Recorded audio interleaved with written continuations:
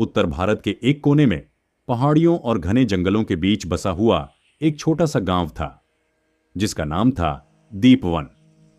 यह गांव नक्शों में तो मुश्किल से दिखाई देता था, लेकिन जो एक बार वहां पहुंच जाता वह इसे कभी भूल नहीं पाता।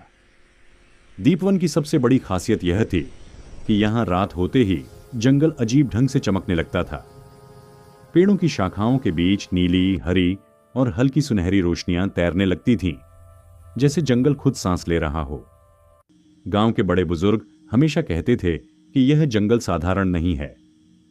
उनका मानना था कि यहां समय भी अलग तरह से चलता है। कभी कभी कोई आदमी जंगल में थोड़ी देर के लिए जाता और बाहर आकर कहता कि उसे ऐसा लगा जैसे कई दिन बीत गए हों, जबकि असल में सिर्फ कुछ मिनट ही गुजरे होते थे। बच्चे इन बातों को बस डरावनी कहानियां समझते थे और मजाक में उड़ा देते थे। इसी गांव में रहता था 10 साल का अर्जुन। वह बेहद जिज्ञासु और निडर लड़का था। उसे नई चीजें जानना, पुराने रहस्यों को समझना और अजीब सवाल पूछना बहुत पसंद था। उसकी छोटी बहन अन्वी, जो 8 साल की थी, उससे बिल्कुल अलग थी। अन्वी शांत स्वभाव की थी, लेकिन उसका दिमाग बहुत तेज चलता था। जहां अर्जुन सीधे आगे बढ़ जाता, वहीं अन्वी रुककर सोचती, समझती और फिर फैसला लेती। दोनों भाई बहन रोज स्कूल से लौटते समय जंगल की ओर देखते और मन ही मन सोचते कि आखिर इस जंगल के पीछे क्या रहस्य छुपा है। एक दिन शाम को जब सूरज पहाड़ियों के पीछे छुप रहा था और पूरा गांव सुनहरी रोशनी में डूबा हुआ था, अचानक एक तेज आवाज गूंजी, थम थम थम। यह आवाज थी गांव के पुराने घंटाघर की। घंटाघर सालों से बंद पड़ा था। किसी को याद भी नहीं था कि आखिरी बार वह कब बजा था। जैसे ही घंटाघर की आवाज गूंजी, पूरे गांव में डर फैल गया। लोग अपने घरों के दरवाजे बंद करने लगे। कुछ बुजुर्गों के चेहरे पीले पड़ गए।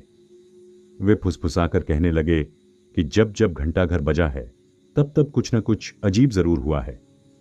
लेकिन अर्जुन का दिल डर से नहीं, उत्सुकता से भर गया। उसने अन्वी की ओर देखा और बोला, तुमने सुना? घंटाघर बजा। अन्वी ने धीरे से सिर हिलाया। उसकी आंखों में डर नहीं, बल्कि सवाल थे। उस रात दोनों ठीक से सो नहीं पाए। उनके दिमाग में बस एक ही बात घूमती रही, घंटाघर। अगले दिन दोपहर में जब गांव में सन्नाटा था, अर्जुन और अन्वी चुपचाप घंटाघर की ओर चल पड़े। घंटाघर की इमारत पुरानी थी। दीवारों पर काई जमी हुई थी और लकड़ी का बड़ा सा दरवाजा आधा टूटा हुआ था। सबसे अजीब बात यह थी कि जिस दरवाजे पर हमेशा ताला लगा रहता था, वह आज खुला हुआ था। दोनों ने एक दूसरे की ओर देखा और धीरे धीरे अंदर कदम रखा। अंदर घुसते ही ठंडी हवा का एक तेज झोंका आया, जिससे दोनों सिहर उठे। दीवारों पर अजीब अजीब चिन्ह बने हुए थे, जैसे किसी बहुत पुरानी भाषा के अक्षर हों। घंटाघर के बीचों बीच एक पुराना लकड़ी का संदूक रखा था। अर्जुन ने जैसे ही संदूक का ढक्कन उठाया, अंदर से हल्की सुनहरी रोशनी निकलने लगी। उसी पल जोर की आवाज के साथ घंटाघर का दरवाजा अपने आप बंद हो गया। अन्वी घबरा गई, लेकिन अर्जुन ने उसे ढांढस दिया। संदूक के अंदर एक अजीब सी रेत घड़ी रखी थी। उसकी रेत नीचे नहीं गिर रही थी, बल्कि नीचे से ऊपर की ओर बह रही थी। अन्वी ने आश्चर्य से कहा, यह तो समय की रेत घड़ी लगती है। अचानक घंटाघर हिलने लगा। दीवारों पर लगी घड़ी की सुइयां तेजी से घूमने लगी। चारों ओर तेज रोशनी फैल गई और अर्जुन व अन्वी को ऐसा महसूस हुआ जैसे जमीन उनके पैरों के नीचे से खिसक रही हो। जब रोशनी कम हुई तो दोनों ने खुद को एक अलग ही दुनिया में पाया। यह वही दीपवन था, लेकिन बहुत पुराना। घरों की बनावट अलग थी। लोग पुराने जमाने के कपड़े पहने हुए थे और हवा में छोटे छोटे चमकते गोले तैर रहे थे। तभी एक बुजुर्ग व्यक्ति उनके सामने आया। उसकी आंखों में गहरी चमक थी। उसने अपना नाम कालाचार्य बताया और कहा कि उन्होंने अनजाने में समय का दरवाजा खोल दिया है। उसने समझाया कि दीपवन में सदियों पहले समय की एक विशेष शक्ति छुपाई गई थी, ताकि दुनिया को एक बड़े खतरे से बचाया जा सके। लेकिन अब वह शक्ति जाग चुकी थी और उसके साथ जाग रहा था एक भयानक अंधेरा, छाया राजा। छाया राजा समय को अपने कब्जे में लेकर पूरी दुनिया को अंधकार में डुबो देना चाहता था। अर्जुन और अन्वी जानते थे कि अगर वे कुछ नहीं करेंगे तो सब कुछ खत्म हो सकता है। उन्होंने हिम्मत जुटाई और कालाचार्य के साथ जंगल की ओर चल पड़े। वह जंगल अब सिर्फ जंगल नहीं था।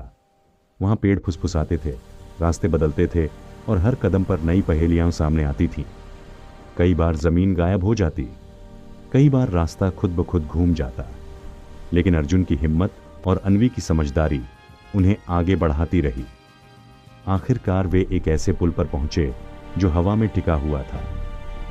कालाचार्य ने बताया कि यह पुल सिर्फ उन्हीं को पार करने देता है जो डर से नहीं, दिल से चलते हैं। दोनों ने एक दूसरे का हाथ पकड़ा और आगे बढ़ गए। पुल स्थिर हो गया। आखिरकार वे एक अंधेरे महल में पहुंचे जहां छाया राजा उनका इंतजार कर रहा था। उसकी आवाज गूंजी, समय मेरा है। लेकिन अन्वी ने रेत घड़ी को पलट दिया और अर्जुन ने पूरी ताकत से कहा, समय किसी का गुलाम नहीं होता। तेज रोशनी फैली, अंधेरा कमजोर पड़ने लगा। छाया राजा चीखता हुआ गायब हो गया। समय का संतुलन लौट आया। दीपवन फिर से सुरक्षित हो गया। अगले ही पल अर्जुन और अन्वी खुद को फिर से घंटा घर में खड़ा पाए। सब कुछ शांत था, जैसे कुछ हुआ ही ना हो। लेकिन दोनों जानते थे कि वे अब पहले जैसे साधारण बच्चे नहीं रहे।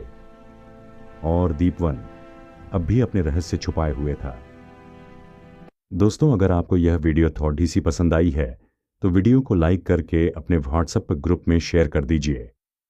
और अभी आप इस चैनल पर नए आए हैं तो आप इस चैनल को सब्सक्राइब जरूर कर लीजिए।